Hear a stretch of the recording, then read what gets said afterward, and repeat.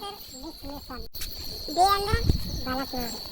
ಹೌದಾ ಸರ್, ಇಲ್ಲಿ ಐಕೆರೆ ಅಂತ ಇದೆ ಪ್ರಸಿದ್ಧವಾದ ಕೆರೆ, ಗೊತ್ತಾ? ಗೊತ್ತು ಸರ್. ಅದರ ನೀರು ಎಲ್ಲ ಜನರು ತೊಡ್ತಾರೆ. ಅದರ ಬಗ್ಗೆ ಅಭಿಪ್ರಾಯ ಏನು ನಿಮ್ಮದು? ನೀರು ಒಳ್ಳೆ ಪ್ಯೂರ್. ಹೌದಾ ಸರ್, ಮತ್ತೆ ನೀವು ಏನು ಕೆಲಸ ಮಾಡೋದು? ನಾವು ಅಸೆಂಟ್ ಕೆಲಸ. ಹೌದಾ, ಇವು ಐಕೆರೆ ಬಗ್ಗೆ ಎಲ್ಲ ಭಾಳ ಇವು ಇದ್ದಾವೆ. ಏನು ಎಲ್ಲ ಕೆರೆ ಬರ್ತಾವೆ. ಮಣ್ಣಿನ ಪ್ರಳಯ ಆದಾಗ ಉಪ್ಪರಿಗೆರೆಲ್ಲ ಕೊಚ್ಕೊಂಡು ಹೋಗಿ ಜನ ಸಾವು ಕಂಡಿದೆ.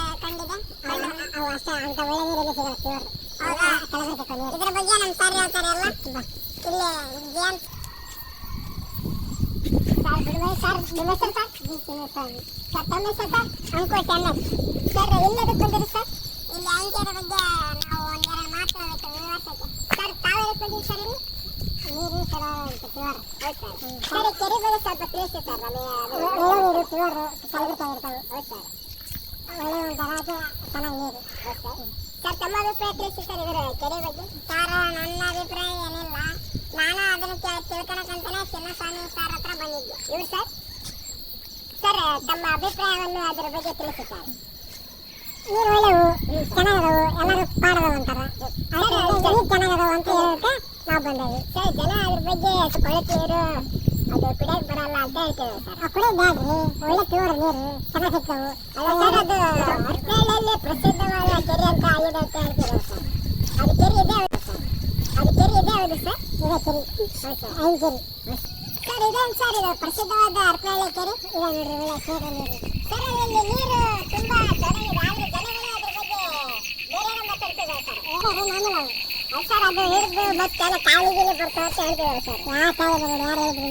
ನಮಗೆ ಜನಗಳು ಹೇಳಿದ್ರು ಸರ್. ಅಲ್ಲಿಂದ ಅಂತ ಒಳ್ಳೆ ನೀರು ಇರತ್ತೆ, ನೀರು ಚೆನ್ನಾಗಿ ಬದುಕಿ. ಹೌದಾ ಸರ್? ಸರ್ ಮೊನ್ನೆ ಶಿವಮೊಗ್ಗದ ಡ್ಯಾಮಲ್ಲಿ ಫ್ರೆಂಡ್ಸ್ ಜೊತೆ ಖುಷಿದೆ, ಮತ್ತು ಆ ನೀರಿಲ್ಲ ಬಂದಿದೆ ಸರ್.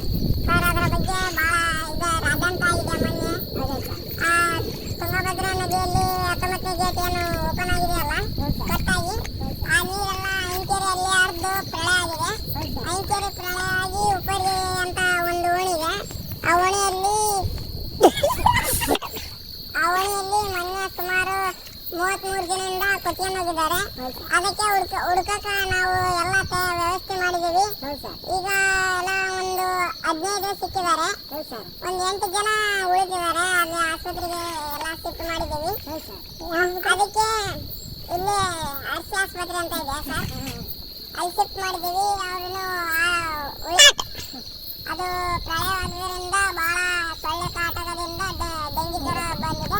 ಹಾಗಾಗಿ ಉಪ್ಪರಿಗೆ ಜನ ಎಲ್ಲ ತಾವು ಅನ್ನುತ್ತಿದ್ದಾರೆ ಸರ್.